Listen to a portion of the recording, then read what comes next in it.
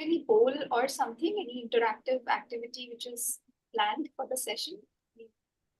Anything? Sakshi intends to begin her part with a quick discussion. So we will take responses through the chat box. And please feel free to make your bit as interactive as you want it to be. We do want people to participate. Sure, sure, sure. Yeah, Some so of my students are also joining. yeah. Okay. I've asked them to interact and also Oh, ask perfect. questions. Sakshi, shall I let people in then? Yeah, Are we you are ready? live. Yeah. Okay, all the best. Saumya ma'am, you can text me personally if you're facing any issues with the virtual background. We'll start now.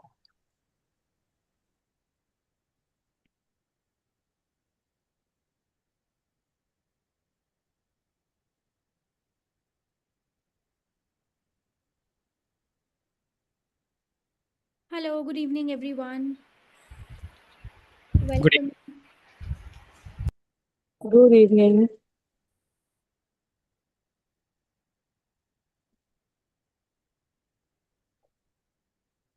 Right, so we are just waiting for people to join, connect their audio, and get settled, and then we will begin the session. So we already have our speakers of the day with us.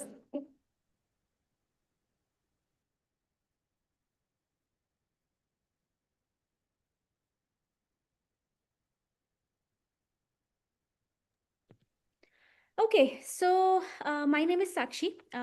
Once again, a very warm welcome to everyone who has joined us today.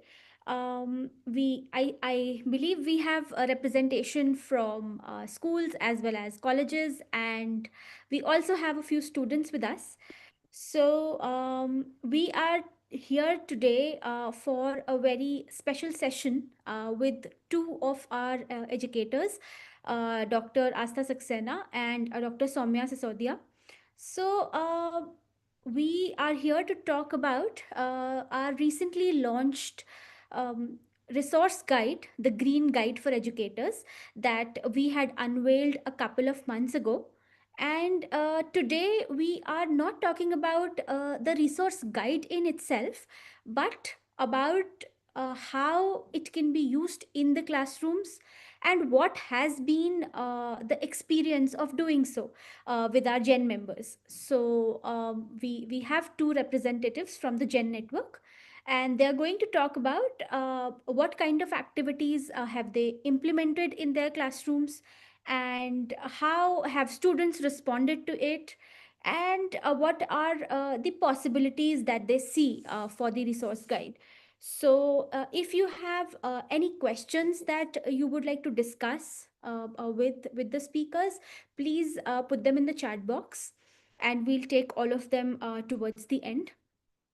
If you have any comments, any feedback, please also feel free to put that in the chat box, and if possible, we'll discuss that as well towards the end. So, yeah, I think we are ready to begin. So, let's start. So, before we actually move on to hearing the speaker's experiences with the resource guide, I would like to quickly introduce the guide to all of you, and to just set the stage, so to speak, for what we are talking about today. Can I just quickly request all of you to let me know if you are taking any environment related courses in your college or university, or your school, if we have representatives from schools as well. So if you're taking any environment related courses, if you can just put yes or a thumbs up in the chat box. Meanwhile, I will just start sharing my screen. And yeah, I can see a few responses. Okay, climate action. We have somebody who is running the climate action project. Um, okay. So, do we have teachers who are taking any environment related course in any educational institution so far?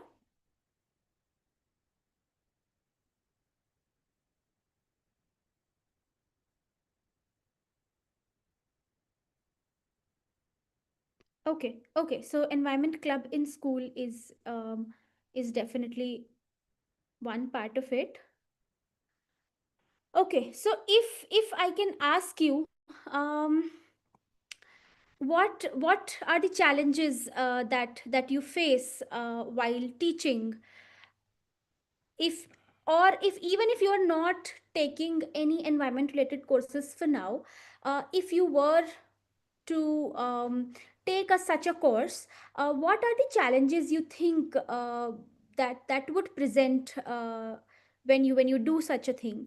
So it can be a challenge related to logistics, it can be a challenge related to resources, or something else that you can think of. Right. So Arvind sir, for climate finance, maybe you can respond.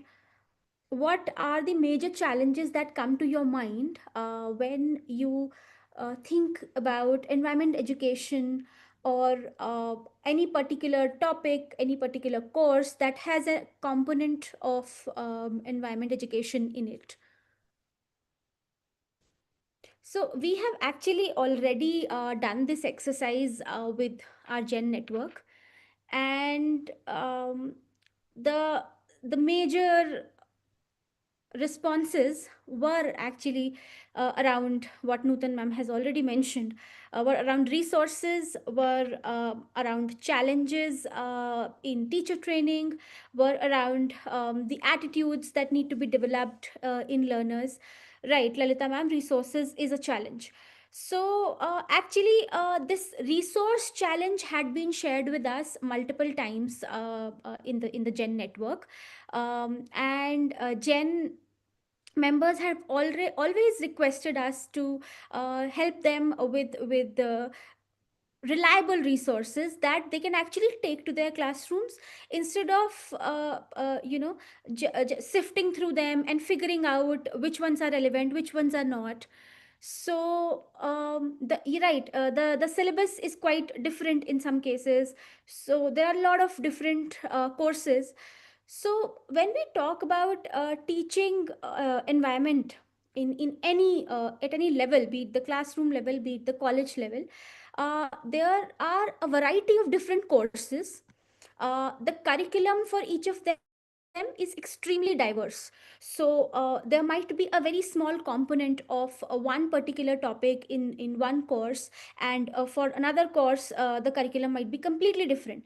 So because there's such a wide variety and diversity of courses in India, a major problem is quality resource material that is actually aligned with the UGC syllabus, and that is contextual as well, because these ideas that we are talking about are quite abstract in nature. When I talk about climate change, when I talk about change in the way species are distributed across the planet, so all of these are very difficult to imagine unless they are rooted in the learner's lived experiences. It's very difficult to make them relate to these challenges. So and then obviously the resources are something that often just end up being yet another piece of paper, and putting them into classroom practice where they ignite learners curiosity, they make them want to explore it further, is a challenge. So keeping all these challenges in mind, we decided to develop a resource guide that educators can use as a helping hand while taking up any environment related topics in their classrooms.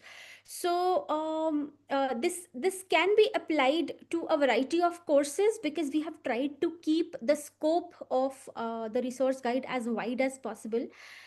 We have tried to focus on one theme for now, which is environmental pollution and human health.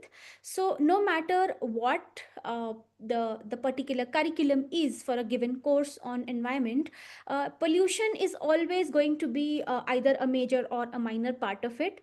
So thinking that, we decided that we'll focus on this particular theme, and the entire resource guide has been designed with this theme in mind.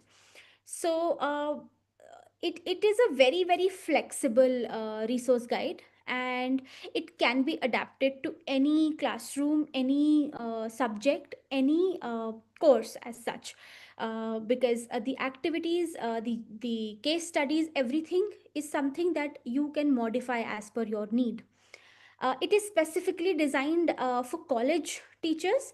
However, I believe other teachers will also benefit from it, because the activities are such that you can modify them for every grade level. So even if you want to take them in schools, it's possible. If you want to take them in any say PG classroom or UG classroom, they are quite suitable. So you can do that. And it is not just a collection of resources, it is also a collection of tools that you can directly take into your classroom. You do not need to worry about how you are going to modify one particular thing, pick and choose specific aspects of it, and then create an activity. Most of that has already been given here. So with that, let me quickly take you through the resource guide once. The link to download the resource guide is there in your chat box in case you would like to explore it. Yeah, just give me a second. I'll just share this with you. Right. I hope my screen is visible. Yes. Yeah, thank you. So this is the resource guide, as I mentioned, and these are the contents. So we have the first section is understanding the theme, wherein we have included a lot of a collection of different CSE resources that you can use to deep dive into a given concept. So as an educator, if you would like to understand a particular theme better, you can refer to this particular section of the resource guide.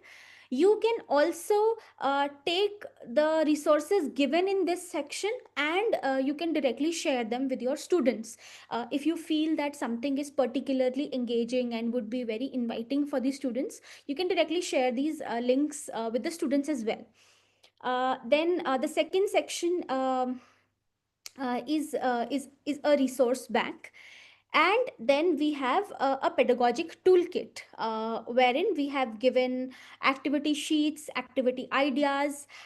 We have given a few links which are very for example, there's a simulation which is very new, very interesting for students to explore and just understand the data without actually going through pages and pages of PDFs. So there are a few interesting resources there in the pedagogic toolkit. And then there's a list of case studies that CSE has done, which are relevant to this theme. Let me take you through this guide, and then I will hand it over to the speakers. So yeah, um, when we talk about pollution, so we have not limited the resource guide to any one particular kind of pollution. We have tried to cover the wide scope of the theme as such. And we have included air pollution, we have included water pollution, soil, plastic pollution, and we have also talked about food contamination and antimicrobial resistance, because those two are one are the issues that are becoming very, very relevant for especially for young children these days. So we have included that as well.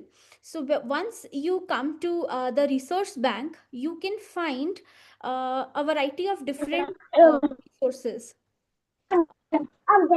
Can I request you to please keep yourself on mute? If you want to share something or say something, please put that in the chat box for now, and then we'll invite you to share your opinions later.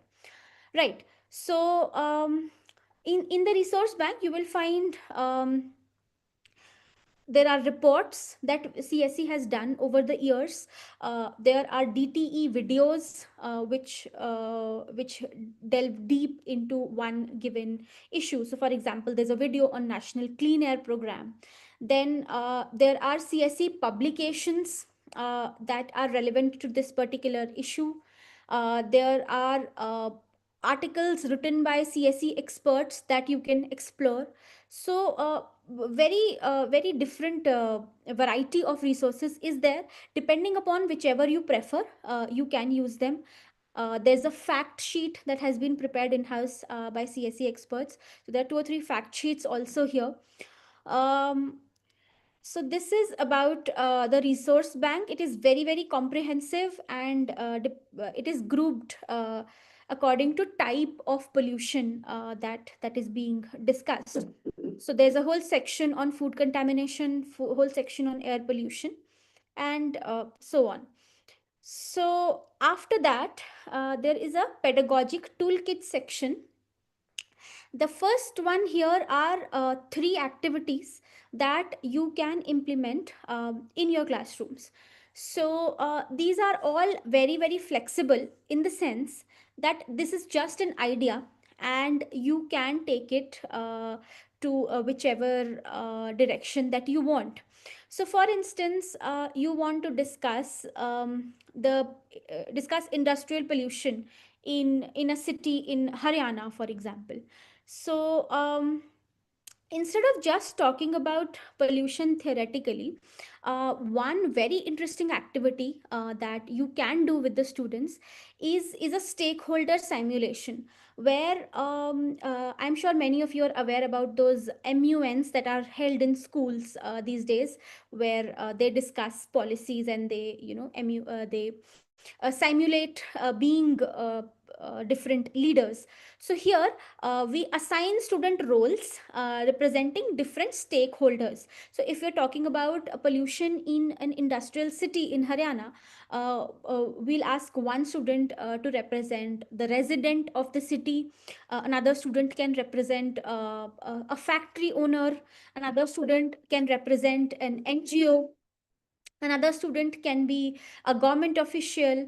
Another student can be an educator. So different possibilities depending upon where you want to take the discussion. And then they present they present their perspectives in a roundtable discussion sort of format. So here you are not just talking about the theoretical aspect of pollution. You are actually nudging students to think about how it is a very multifaceted issue.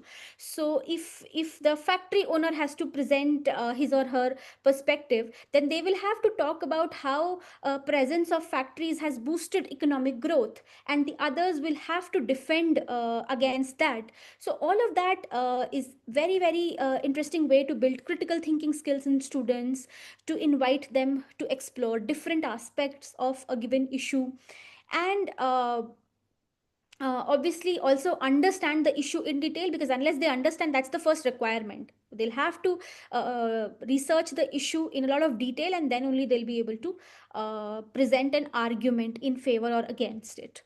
So that is one activity. There are a couple more such ideas in the resource bank. There is also a very interesting simulation. It is an interactive tool developed by MIT, and it has a global environmental data in real time. So the data is constantly being updated, and the data is pertaining to a variety of different parameters. So for instance, there is data regarding PM 2.5 concentration. So students can actually log on to the simulation and look at the PM 2.5 concentrations in, say, India, in, say, Australia, in the Scandinavian countries, and then they can actually compare this data. So this can be a very powerful tool to compare different data and to see patterns. So for instance, you can use this tool to compare the PM 2.5 concentration in India and say other Asian countries, say Vietnam. and then maybe draw a comparison between one Asian country and one European country, and you try to see how the pattern has changed over the past few years. You can also use this to compare the PM 2.5 data or any other, say CO2 concentration data, uh, on festival days, when a lot of firecrackers are burnt, and on regular days. Is there any difference, or are we just creating a hype out of nothing? They can use this data to compare different seasons. So what is the average pattern of concentrations like during the summer season, during the winter season, and what can be the possible causes if they observe any pattern or any change. So variety of different possibilities, you can take it to whichever way you want, and then connect it to your lesson that you plan to take up with the students. There is a ready-made activity sheet where the tasks are already there. You can just take a printout of this and take it to your classroom directly. So yeah, and then finally, one of the most used resources as per the feedback that we have received is the case studies section. So one of the major issues while talking about these climate related concerns is that the students are not able to relate, right? So when we are talking about issues that are happening in a faraway land, they just feel like something that the student need not be concerned about. But when the issues are taken up from their context, it suddenly becomes much more real for them, because in some way or the other they would have experienced the issue. So we have tried to compile a wide variety of case studies from different regions in the country, and you can just pick one up and uh, see how this particular issue can play into your classroom. You can design discussion questions. You can also take up the discussion questions that we have already given here, just as suggestions, and then see where that discussion takes your class, and if it really has any impact on how students perceive the issue in question. So a lot of different case studies here as well, and I believe that the speakers here today have definitely tried these out in the classroom. So we will hear more on how these play out in the class today. So yeah, I think that is it from my side. Just one last thing. There is also a glossary of the key terms, which would be useful to understand the basic terms that we keep using again and again while talking about pollution. So you can definitely give these to your students as a reference, and discuss any particular one that catches their fancy. So yeah, this is it from my side, and I hope I have given you a sort of overview of the resource guide and what what possibilities, what scope is there in using it in the classroom. But before I hand it over to the speakers of the day, I would also like to hear if you manage to go download the resource guide and use it in your classroom. We would love to hear your experiences at the end of the session. If you would like to share any particular idea, any particular scope of the use for the guide that you can see, we would love to hear that as well. So yeah, without further ado, I would like to hand it over to our speakers for the day. We have Dr. Astha Saxena and Dr. Saumya Sisodia with us. Both have been members of CSE's Green Educators Network, or GEN as we call it here. And Dr. Astha is currently teaching at IIT Kharagpur, and Dr. Saumya is at the Gautam Budh University. And yeah, so over to you, Astha ma'am. Waiting to hear your experiences.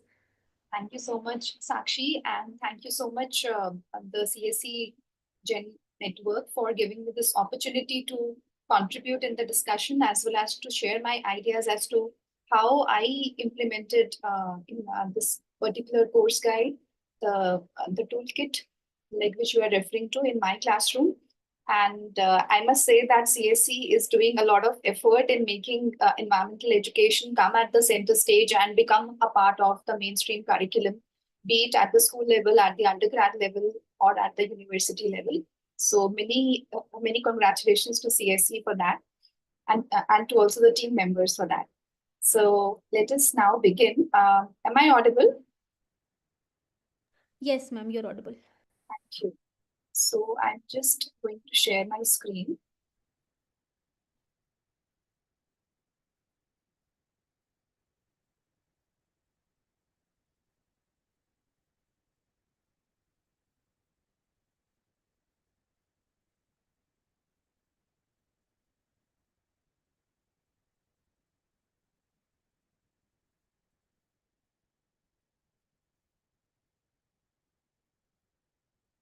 Okay, so I hope you can see the presentation. Yeah, it's visible. Yeah, thank you, Sakshi. So a very good evening to everyone once again. So basically, I'll be talking about the toolkit and its implementation in the curriculum. So currently, I'm teaching the BSc B.Ed ITech program at IIT Kharagpur, and we have two such courses where this particular toolkit is very useful. The one course is called as Content and Pedagogy course, and the other one is the internship, the pre-internship course. So I would like to begin here. These are actually the cross-cutting themes. Environmental education is one of the cross-cutting themes, which is relevant and which is to be integrated across the disciplines. So in our course, in the BSc B.Ed course, we have students from ranging from 4 different streams, which are physics, chemistry, mathematics, and economics. So they are doing major in these 4 subjects, and also some minor subjects they have also taken up. Okay, so I have my teaching revolves around the pedagogical aspect of doing and integrating this environmental sensitivity and environmental education across the disciplines. So as we know, it is not to be overemphasized that environmental education, that it needs to be integrated across the curriculum, and the need and significance of it speaks for itself when we talk about a balance and harmony in the human society, and the nature has been maintained over the centuries. So over the centuries we have been hearing this, that we need to balance things out, we need to create a harmony with our environment, but how to do that nobody tells us. Our constitution also emphasizes the fundamental duties, which include protection and improvement of the natural environment, including the forest, lake, rivers, and wildlife. But on the other hand, we have development also.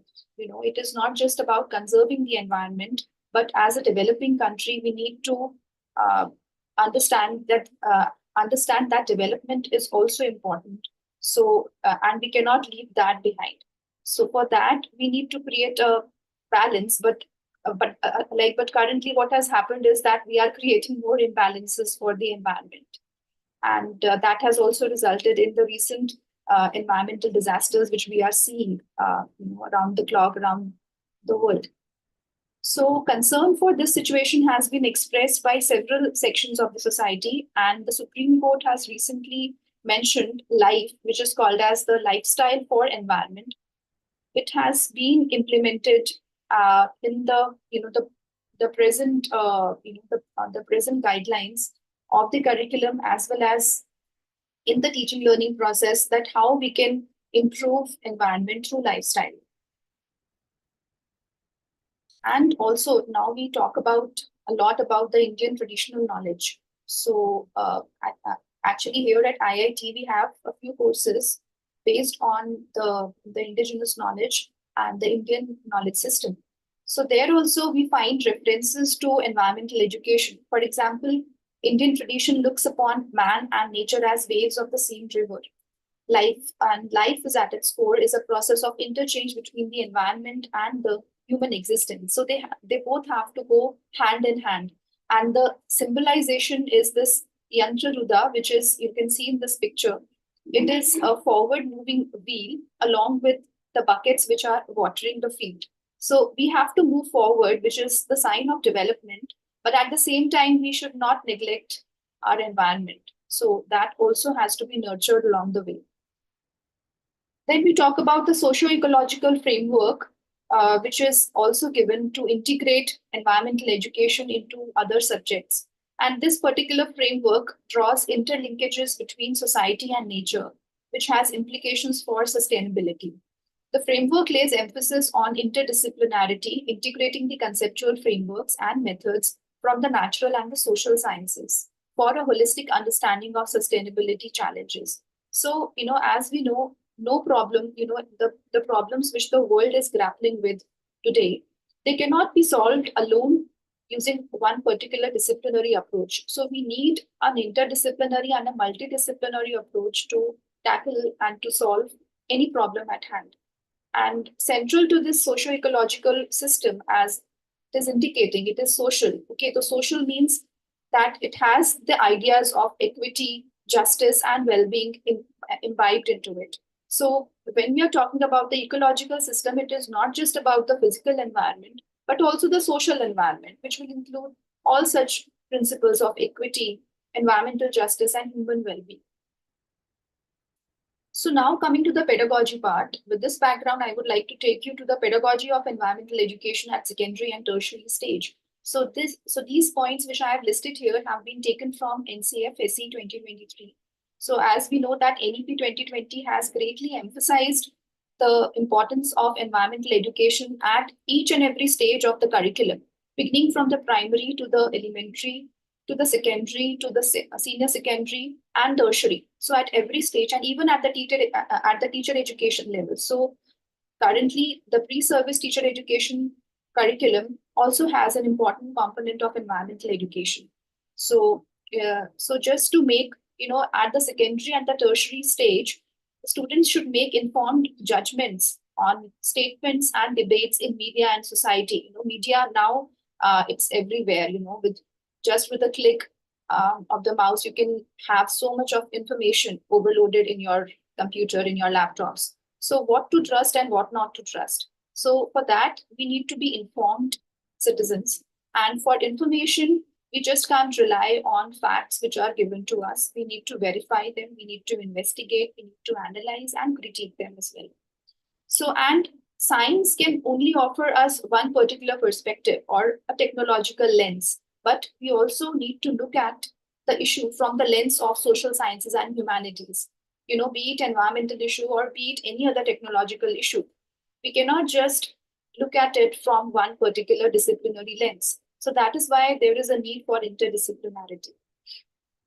Now, the case study approach, which I'm going to talk about, is a most relevant and the most important pedagogical approach for environmental education.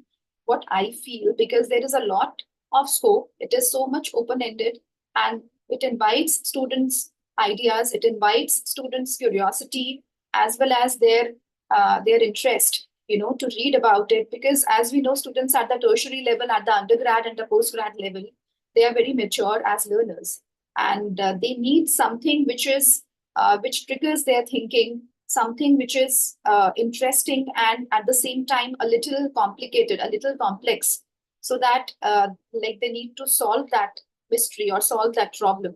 So there, these case studies really help a lot because they present the central issue or the central problem in a very open-ended manner. So actually, it is also supporting the participatory and discussion-oriented way of learning. And it also has many problems which the students identify. Each case study, which CSC has built a list of case studies. So each of them has an inherent problem. And the students identify those problems and then build on it and then understand how they can be resolved. So that's a real challenge which the case study poses. Then another pillar of it is education for sustainable development. Now, when we are talking about environmental education, we cannot just talk about environment all the time. Okay, we also have to discuss with the students about the debates and the intersection between environment and development. It is a very complex equation. So in order to understand that, we need to understand education for sustainable development, so that we are developing, but it is not just development, it is a sustainable model of development which we are adopting. So in order to equip the learners with the skills, the values, and the attitudes that they need to make informed decisions and to make and to bring in themselves an informed citizenship.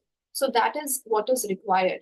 And also to take action for environment, that is important. And that brings out the basic elements of sustainable development.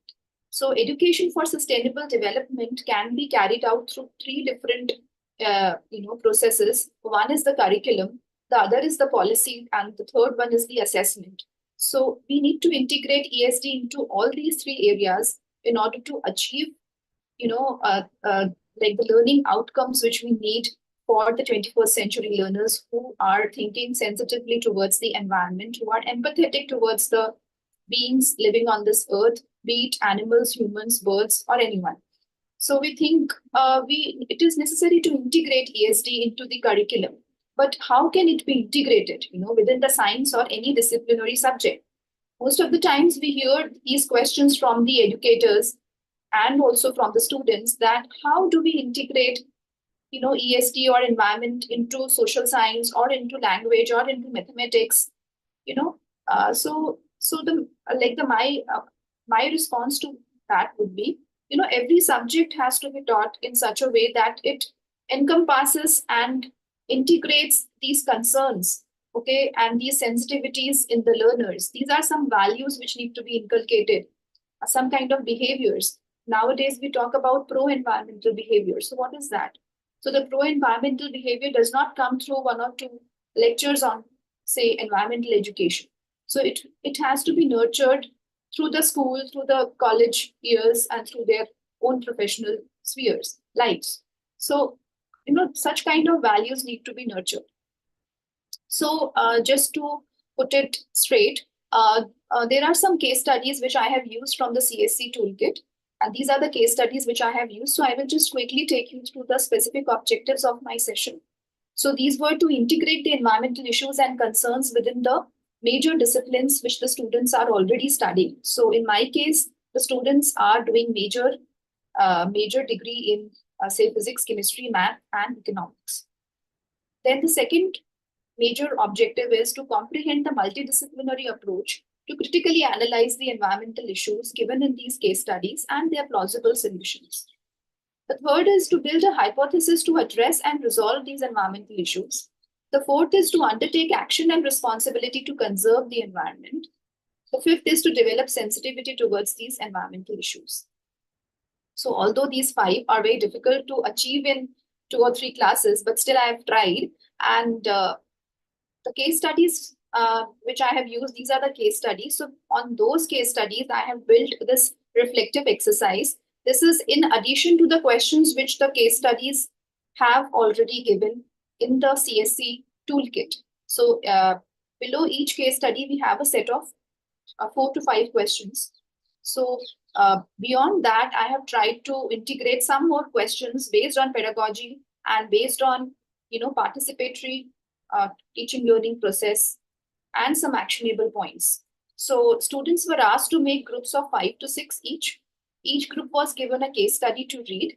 Students were encouraged to discuss the problem statement, the environmental issue embedded in the case study, and the major causes behind it. Students could think of its possible solution using the multidisciplinary approach. Students will make a table including the contribution of different disciplines in resolving the issue. What are the actionable points in the case study? How it can be, the environmental issue can be mitigated. What kind of behavioral and lifestyle changes are needed to mitigate the pollution levels, okay, or any other issue which is given in the case study. So as per the students' responses, these are some glimpses of the CSC toolkit and in my classroom. So the major findings were that students were able to relate quite well with the case studies. They could bring out the interlinkages between different disciplines to understand the inherent causes, impact, and probable solutions for the environmental issues. They understood that these environmental issues are manageable, but with some better planning, scientific approach, and thinking out of the box. They could suggest some actionable points, which was very good. Most of the students did it, that they have suggested actionable points and lifestyle changes, which will help in building a greener planet. So this was, something which I didn't expect them to do, but they have done this. And they have actually, extrapolated the understanding of from the case study to their own lifestyle changes. So they could share and debate on the ideas presented in the case studies to reach the logical conclusions. So now I would like to share some responses of the students. Actually, I have collected some responses and just presented here to you. So this was a case study of junk food targeted at children.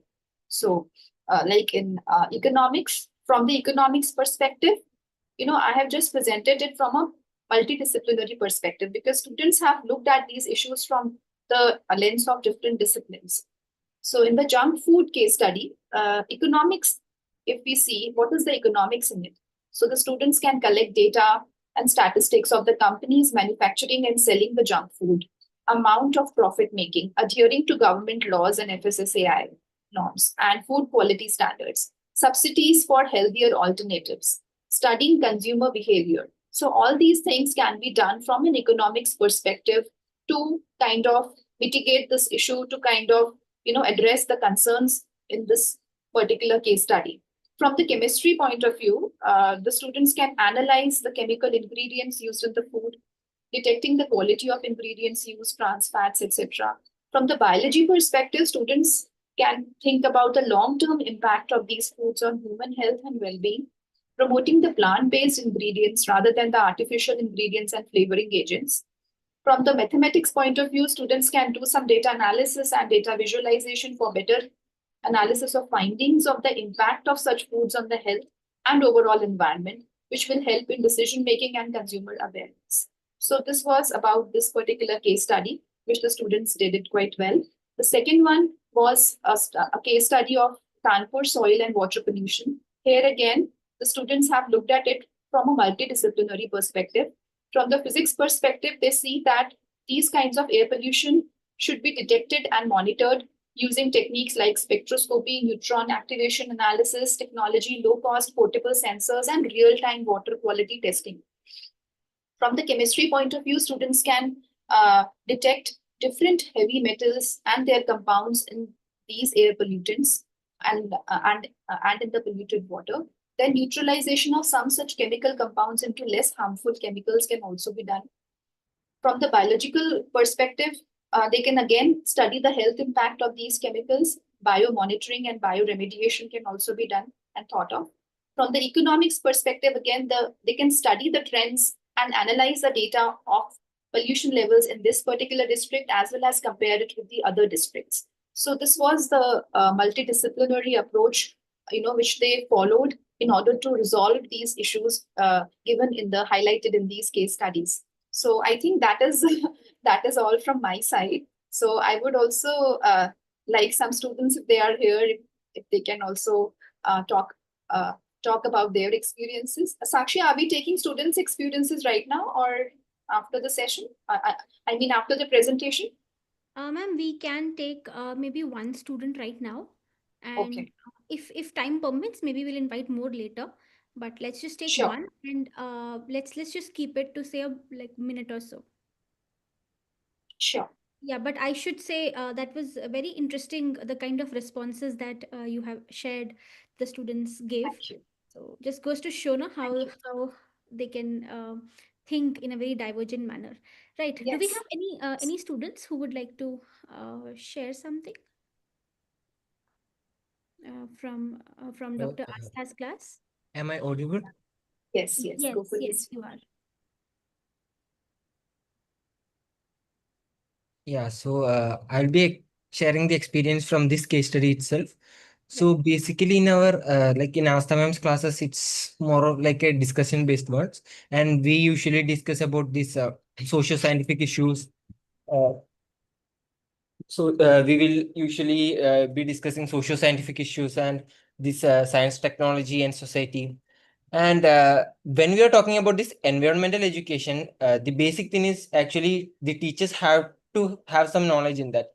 And I think these case studies are the best way for that. Like when we are doing this activity, the like more emphasis were given on the interdisciplinary approach.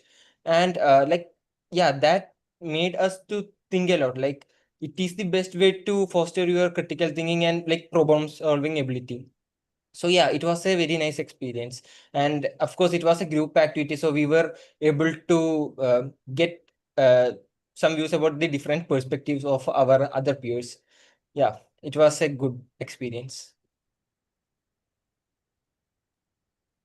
Thank you, Gokul, so much. If time permits, we will definitely come back to other students as well. For now, I would like to hand it over to Dr. Saumya. Over to you, ma'am. Uh, yeah, thank you. Thank you very much, Sakshi ma'am and Tushita ma'am and the whole CSC team for giving me this opportunity to share my experiences. And secondly, I really want to congratulate the whole CSC team for constructing such a beautiful, such a in-depth teaching material for their and which shows their commendable efforts for giving us and for providing the eye-opening facts on environment and health. And so this is the first time I am using such type of environmental and resource guide, Sakshi ma'am, and this provides the knowledge not only to my students but to me also. And so thank you very much for constructing such a useful resource guide. And I request everyone, every educator, every student to please download this and please read this and please use this resource, because after all, it is our environment and it is our health. So if we want to protect the environment, we want to save our lives, we have to take some steps. And so I request Sakshi ma'am, if you please show Yeah, I'm just the sharing. PPT, so I will.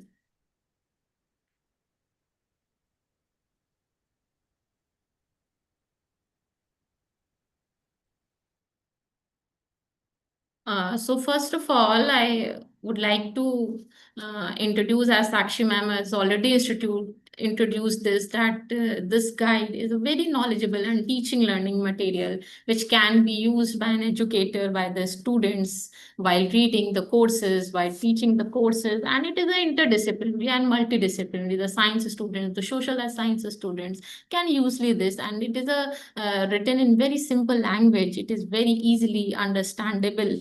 And the most beautiful thing which I like about this guide, that it touches all edges of education. So we can use the articles, we can use the case studies and analytical questions already it included in their guide, and it makes the students to learn the concept by doing. And so that they can connect, so that they can connect the things, the concept with their surroundings, the which is very essential for the sustainable development. For example, the activities already given in the guide, that is the timeline chart and the waste to worth. Sakshi ma'am, will you please for yes, the waste to worth activities. So the guide provides the ready to read materials, which I think the most useful part of the guide, and it directs us the website links from where the students get the reading material, and it is easily accessible. They can read it, they can search the research reports given in detail by the CSE. So the activity is done by my BA and MA final year students of the Department of Political Science, and they are doing the activities under the course Public Policy. And the public policy, the course provides about various environmental issues, environmental policies, various health issues, and the main questions revolving around the policy issues. These are the questions which I have taken. And the most important thing, that what students have learned while doing these activities, that students become aware of those serious issues which they are already using in their daily lives. And before that, they don't know the severe impacts of this, because students are more prone to junk foods.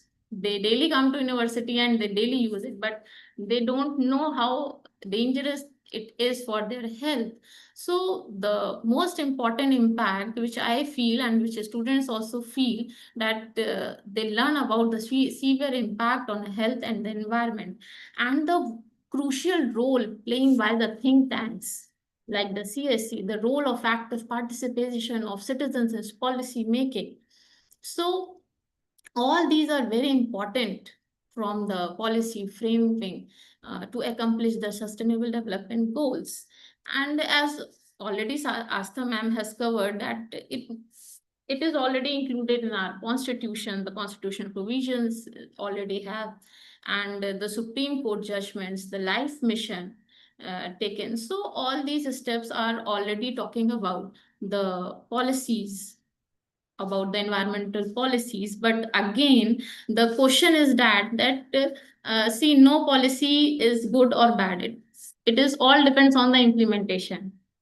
So if teachers are aware, and if teachers are including this in classroom activities, and it makes the students aware, then it will be more useful. Then the policy will be implemented in more useful way, and in the more learning way. It raises the critical analysis of the students. So ma'am, please you forward the PPT. Yes, the brief description about the activity. The B and the MA students have done this activity, and the activity is basically on the topic that the pesticides in soft drinks and pesticide residues in bottled water, and the junk food targeted at children. These two activities I have taken in the classes, and I have already provided the materials, the study material which the students read. And then the activities is divided into the two parts, that is the questionnaire filling, discussion and analysis, and they have made the posters for the awareness campaign. So students engage in this activity with full enthusiasm. They read the articles, they surprise. Again, they discuss and analyze the various related articles, and they pledge to make themselves aware. They pledge to make other students also alert about these facts, and they created the posters. Let's have a brief snapshot. So these are the brief snapshots which the students have done in the classes, in the groups. They fill up the questionnaires, then they discuss, and then they compose all their responses in the sheets. And one of the MA students, Suraj, Tala, and my graduate students, Umesh, Tanya, they have made very much efforts in making all these things, the reading, the discussion, and they pen down their experiences on this.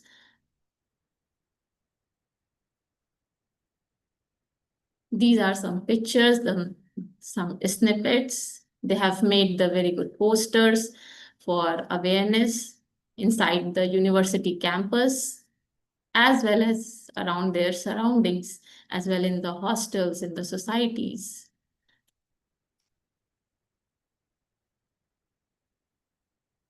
These are the posters which they have made on the basis of the CSC reports. So now the scope of the resource guide, I must say that what Astha ma'am has emphasized in one of the slide, that it is very important to make it interdisciplinary. It is very important to take a look on these issues from the social sciences and humanities aspect. This is very important, because because see, in everyday life, when we move out from our houses, we know that there is a air pollution. But when we ask ourselves what we are doing, are we doing anything for this? Last time when we planted a plant, when we planted a sapling, so the answers we get to ourselves is all about the implementation. So the scope of the resource guide, I think that it regenerates,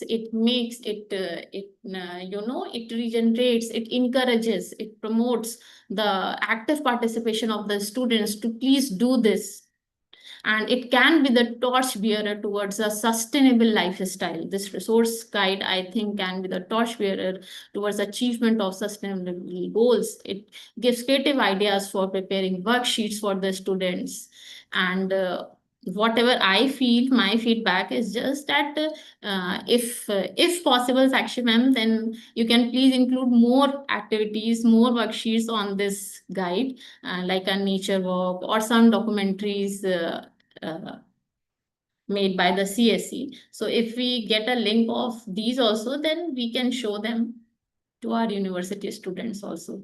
So thank you very much, ma'am, for giving me this platform to share my experiences. And my students really enjoyed very much, and they are all very thankful to you. Thank you. Thank you so much, Soumya ma'am. And I would also like to emphasize here that, there were quite a few videos and pictures and resources that Soumya ma'am had shared with us, which we are not able to display here. But yeah, so great to hear the resource guide going into your classrooms. As Asta ma'am said, the students came up with some really interesting takes on the case studies, and the students um, were wondering about the data, and feeling surprised that this kind of data exists out there. So that's great to hear. Soumya ma'am, if any one of your student would like to quickly say something, we can give them a minute or so. Yes, yes, yes. They are very much excited. So any student, anything you want to share, you want to say. Please ask. Suraj, Umesh, Tanya, anyone? Good evening, everyone. Am I audible? Yes, Suraj, you're audible. Please go ahead. So, first of all, I would like to thank CSE for giving me this platform to express my experience. Recently, I got to know about CSE through Saumya ma'am, and she discovered one article from CSE, and I went through that, and I read the article, and when I compared the article with my life experience, I was very much happy because in our day-to-day life, we are taking junk foods at a regular basis. So when I read the article and now also I I came to know about the life initiative that has been taken by government of India.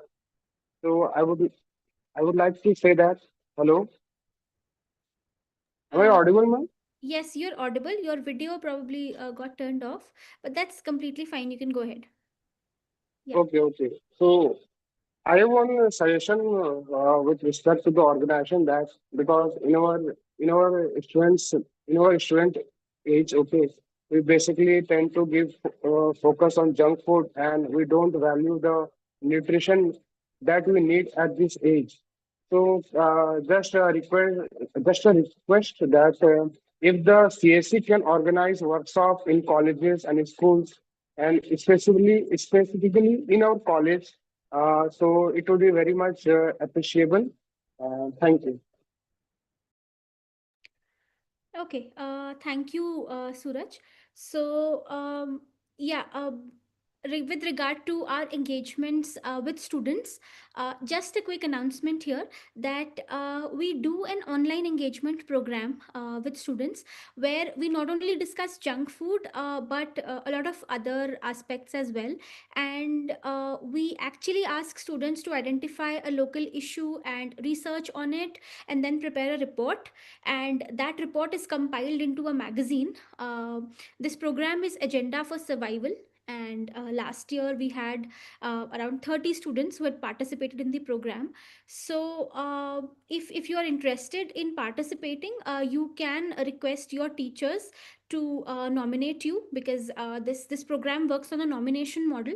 So only Gen members can nominate their students to participate in the program, and we will share more details about the program as we launch it tentatively by the end of this year. So we'll get in touch with you regarding that. And yeah, so I guess with that we have come to the end of the session today, and just dot on time as well. So if anybody would like to give any feedback, any suggestion, any question to the speakers here for today, maybe we can just take one question and then close the session for the day. um, Meanwhile, I see a few requests to share the resource guide. We've already shared the link. If you're facing any issues, please drop us an email, and we will share the guide with you. Nutan ma'am, the Gen Network is open for college educators. And if you are a college educator, you can go to our website, and you will find the link to register for the Gen Network there. If not, my email ID is there in the chat box. Please drop me an email. I will be happy to share the link with you. But please do note that this is open only for college educators. For schools, we have our own robust program, which is the Green Schools program. So both of these are running parallelly as of now. And yeah, if you are a student, you're interested in the AFS Agenda for Survival program, you can request your teachers to get in touch with me as well. And yeah, I do hope that after today's session you got some insight into how using this resource guide will play out in your classroom. Thank you so much, Astha ma'am, thank you, Saumya ma'am, for taking the time out to come here today, share your experiences, and even more than that, to actually spend time on using these activities in your classrooms and filtering out the insights from them for us for today. Thank So you so much, again, Sakshi. thank you so much, and it was a pleasure hearing both of you. And if you have any other comments or questions about today's session, if you would like to get in touch with the speakers, please do write a mail to me. And this is a part of our monthly session series that we do with the Gen Network. So it would be great if you can join us for the next month's session as well. We'll again come up with another different issue to discuss, to deliberate on, and to reflect on. So thank you so much for joining us today, and I hope to see everyone, all of you, in the next session.